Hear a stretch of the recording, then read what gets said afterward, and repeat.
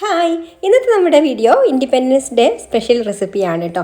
അപ്പോൾ ഇതുണ്ടാക്കാൻ വേണ്ടിയിട്ട് നമ്മുടെ ദോശമാവാണ് ഞാൻ റെഡിയാക്കാൻ പോകുന്നത്. അപ്പോൾ സാധാരണ നമ്മൾ അരിയും ഉഴുന്നും ചോറും ഇട്ടിട്ടുള്ള ആ ഒരു ദോശമാവാണ് കേട്ടോ. വേണമെങ്കിൽ കുറച്ച് ഉലുവയും കൂടെ ചേർക്കാം കേട്ടോ. ഞാനിവിടെ ഉലുവ ചേർത്തിട്ടില്ല.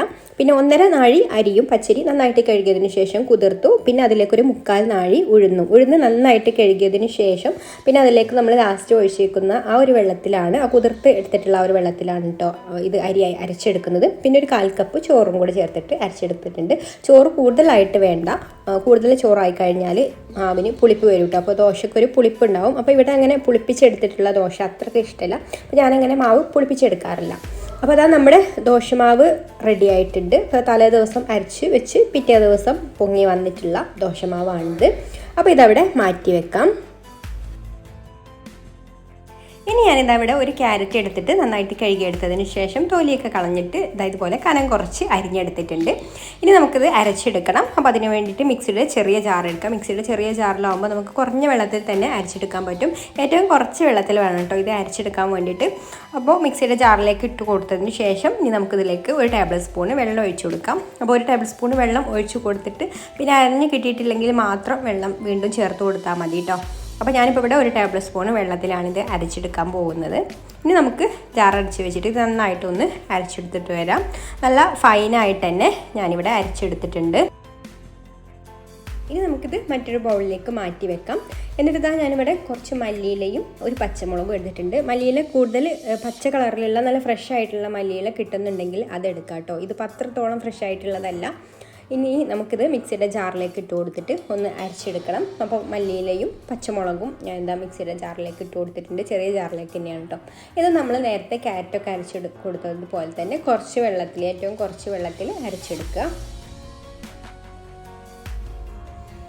അപ്പോൾ ഇതിവിടെ അരച്ചെടുത്തിട്ടുണ്ട്. അപ്പോൾ കുറച്ചും കൂടെ നല്ല പച്ച കളറിലുള്ള മല്ലിയിലേക്ക് ആണെന്നുണ്ടെങ്കിൽ നല്ല പച്ച കളറിൽ കിട്ടും കേട്ടോ. അപ്പോൾ രണ്ടും നമ്മളിത് അരച്ചെടുത്തിട്ട് ഒരു ബൗളിലാക്കി വെച്ചിട്ടുണ്ട്. ഇനി നമുക്ക് ദോശമാവ് എടുത്തിട്ട് വേറെ ഒരു ബൗളിലേക്ക് കുറേശ്ശെ മാറ്റാം. പിന്നെ നിങ്ങൾക്കൊരു വീഡിയോ കണ്ട് ഇഷ്ടമായിട്ടുണ്ടെങ്കിൽ ഒന്ന് ലൈക്ക് ചെയ്യാൻ മറക്കരുത്. ഇഷ്ടപ്പെട്ടില്ലെങ്കിൽ ഡിസ്ലൈക്ക് ചെയ്യാം. അതുപോലെ തന്നെ നിങ്ങളുടെ അഭിപ്രായങ്ങളൊക്കെ താഴെ കമൻറ്റ് ചെയ്യാം. പിന്നെ ഈ ചാനൽ സബ്സ്ക്രൈബ് ചെയ്യാതെ കാണുന്ന കൂട്ടുകാരാണെങ്കിൽ ഒന്ന് സബ്സ്ക്രൈബും കൂടെ ചെയ്തിട്ട് സപ്പോർട്ടാക്കണേ. അപ്പോൾ അത് ദോശമാവ് എടുക്കാൻ വേണ്ടിയിട്ട് ഞാൻ ഇവിടെ 2 ബൗൾ എടുത്തിട്ടുണ്ട്. അതിലേക്ക് നമുക്ക് കുറേശ്ശെ ദോശമാവ് ഒഴിച്ചു കൊടുക്കാം.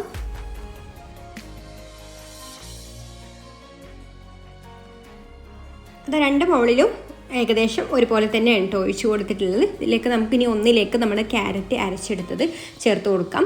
ക്യാരറ്റ് അരച്ചെടുത്തത് കുറേശ്ശെ ചേർത്ത് കൊടുത്തിട്ട് മിക്സ് ചെയ്ത് നോക്കുക. എത്രത്തോളം കളർ വേണം അതിനനുസരിച്ചിട്ട് ചേർത്ത് കൊടുക്കുക കേട്ടോ. ഇതിപ്പോൾ നല്ല കളറിലുള്ള ക്യാരറ്റ് അല്ല, ചില സമയത്തൊക്കെ നമുക്ക് നല്ല ഓറഞ്ച് കളറിലുള്ള ക്യാരറ്റ് കിട്ടും. അതാവുമ്പോൾ മാവിന് കുറച്ചും കൂടെ നല്ല കളറ് കിട്ടും കേട്ടോ. ഈ ഒരു ക്യാരറ്റിന് അത്ര തന്നെ അങ്ങോട്ട് കളറില്ല, ഒരു ലൈറ്റ് ഓറഞ്ച് കളറിലായിട്ടുള്ള ക്യാരറ്റാണ് കേട്ടോ. നിങ്ങൾ ക്യാരറ്റ് പച്ച അരച്ചെടുത്തപ്പോൾ തന്നെ ശ്രദ്ധിച്ചല്ലോ, ആ ഒരു കളറേ കിട്ടിയിട്ടുള്ളൂ. നല്ല കളറിലുള്ള ക്യാരറ്റ് ആണെന്നുണ്ടെങ്കിൽ അവന് നല്ല കളർ കിട്ടും. അപ്പോൾ ആവശ്യത്തിന് നമ്മൾ ചേർത്ത് കൊടുത്തിട്ട് മിക്സ് ചെയ്ത് കൊടുക്കാം. അതുപോലെ തന്നെ നമ്മൾ മറ്റേ മാവിലേക്ക് നമ്മൾ മല്ലിയിലയും പച്ചമുളകും കൂടെ അരച്ചെടുത്തിട്ടുണ്ടല്ലോ, ആ ഒരു പച്ച മിക്സ് അതും ചേർത്ത് കൊടുത്തിട്ട് മിക്സ് ചെയ്തെടുക്കുന്നുണ്ട്. ഇതും നമ്മൾ നല്ല ഫ്രഷ് ആയിട്ടുള്ള നല്ല പച്ച കളറിലുള്ള മല്ലിയിലയാണെന്നുണ്ടെങ്കിൽ നല്ല കളർ കിട്ടും കേട്ടോ മാവിന്. അപ്പോൾ എനിക്ക് കിട്ടിയിട്ടുള്ള മല്ലിയിലയും ക്യാരറ്റിൻ്റെയും കളർ നിങ്ങൾ കണ്ടല്ലോ. അപ്പോൾ നല്ല കളറിലുള്ളതിനേക്കാളും കളറിലുള്ള ക്യാരറ്റ് കിട്ടുകയാണെന്നുണ്ടെങ്കിൽ, അതുപോലെ മല്ലിയില കിട്ടുകയാണെന്നുണ്ടെങ്കിലും നമുക്ക് ഫുഡ് കളർ ചേർത്ത് കൊടുക്കേണ്ട ആവശ്യം വരുന്നില്ല. ഞാനിപ്പോൾ ഇതിലേക്ക് leaf green gel food colour ഉണ്ടല്ലോ, അത് ഒരേ ഒരു ഡ്രോപ്പ് ചേർത്ത് കൊടുത്തിട്ട് മിക്സ് ചെയ്ത് കൊടുക്കുന്നുണ്ട്, കുറച്ചും കൂടെ കളർ കിട്ടാൻ വേണ്ടിയിട്ട്. അപ്പോൾ അത് ഗ്രീനിലേക്ക് ചേർത്ത് കൊടുത്തു. ഇനി നമുക്ക് ഓറഞ്ചിലേക്കും ഇതുപോലെ ഒരു ഡ്രോപ്പ് ചേർത്ത് കൊടുത്തിട്ട് മിക്സ് ചെയ്ത് കൊടുക്കാം.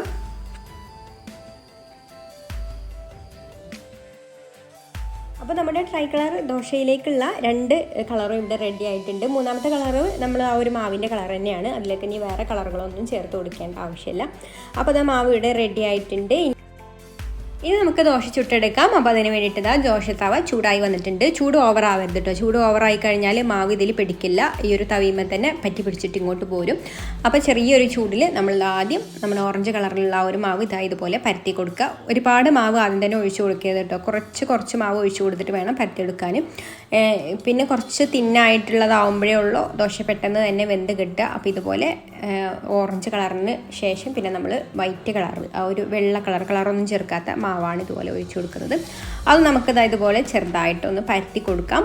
എന്നിട്ട് പിന്നെ ഗ്രീൻ കളറിലുള്ള മാവ് ഇതുപോലെ ചുറ്റിലും ഒഴിച്ച് കൊടുത്തിട്ട് അതും പരത്തി കൊടുക്കാം. എന്നിട്ട് കുറച്ച് സമയം ഹൈ ഫ്ലെയിമിലിട്ടിട്ട് ഒന്ന് വെയിറ്റ് ചെയ്യുക.